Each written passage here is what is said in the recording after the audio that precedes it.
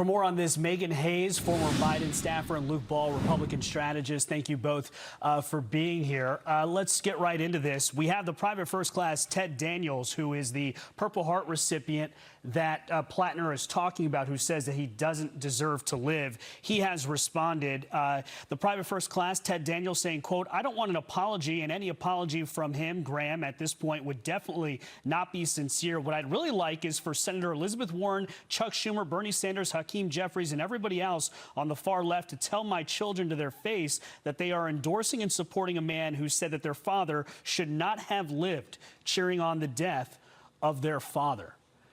Luke, I'll start off with you. Just your thoughts on all of this. The Democrats have a golden opportunity right now to denounce Graham Plattner, to say this is not consistent with the values of our party, and we have to find somebody else who's going to run for the seat. But they've not done that. They have doubled down on it. So I don't want to hear a peep out of the Democrats, not a word from the left about anything that Donald Trump allegedly did or said in the past, because Graham Plattner has such a CVS long list of scandals that any one of those line items would disqualify him from any job in the public or private sector. So I don't want to hear from the Democrats any more messaging against Republican candidates who might have something come up in their past, because they have a demonstrable pattern of backing candidates that say things like this. Megan, Luke is right about that CVS laundry list. We'll put it up on the screen here. This is Plattner's past. He has a Nazi tattoo. He's praised a Hamas raid that killed 5 Israelis. He's said that, quote, all cops are bastards. He's downplayed rape, et cetera, et cetera. This is what do you make of all of this? Yeah, it's extremely problematic. And the establishment Democrats like Chuck Schumer and the DSCC weren't supporting him and are not supporting him. They wanted Janet Mills, who ended up dropping out of the race. The problem here is that he's raised a ton of money and he is outpolling Susan Collins. So this is going to go to the voters of Maine, whether or not they want someone like Graham Plattner or they want someone like Susan Collins, who happens to vote with Donald Trump 95% of the time. So unfortunately, whether or not Democrats and leadership or not in leadership support him doesn't really matter. It's the people of Maine who make this decision, not the Democratic Party, especially not ones that live in New York that don't vote in Maine. But doesn't it matter, though, that you have Bernie Sanders, who's going around the country in these big races, about 16 races that he's now endorsing candidates like Graham Plattner? Doesn't that matter, that he has essentially stepped into this void and is picking candidates that are further and further to the left? I mean, Bernie Sanders has always been to the left. I mean, this is a man who ran for president twice and lost. The American people don't necessarily subscribe to his brand of politics. It's a very online version. There is a very left wing of the Democratic Party, as everyone knows, just like there was an extreme right version of the Republican Party, the MAGA version.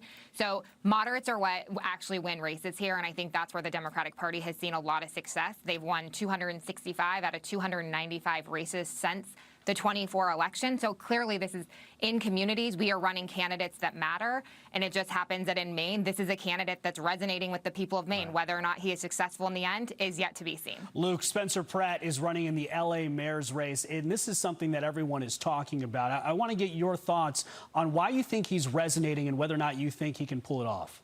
Well, let's put something in perspective. California has 28% of the entire nation's homeless population, even though California itself only has 12% of the nation's population. In L.A. specifically, 75,000 homeless individuals, and yet they spend $600 million annually to try to fix the problem. Spencer Pratt has run into the Titanic ballroom, that is the L.A. mayoral race, and screamed that the ship is sinking, that we have a major problem. And all of the other candidates, all of the attendees in that ballroom are upset that he's ruining their vibes. He's one of the only people who is calling out the Democrats to their face, and I want this replicated across the nation. Even if Spencer Pratt doesn't stand a chance to win as a Republican or a conservative in that race, we need solid Republican conservatives to go in, run in these races, to call out the narrative that the Democrats have been touting in their echo chambers for years and years, and make sure that the national message is heard so that we actually can get things accomplished with our agenda. And Megan, quick response from you. You got Drew Carey and other stars that are calling Spencer a serial scammer and really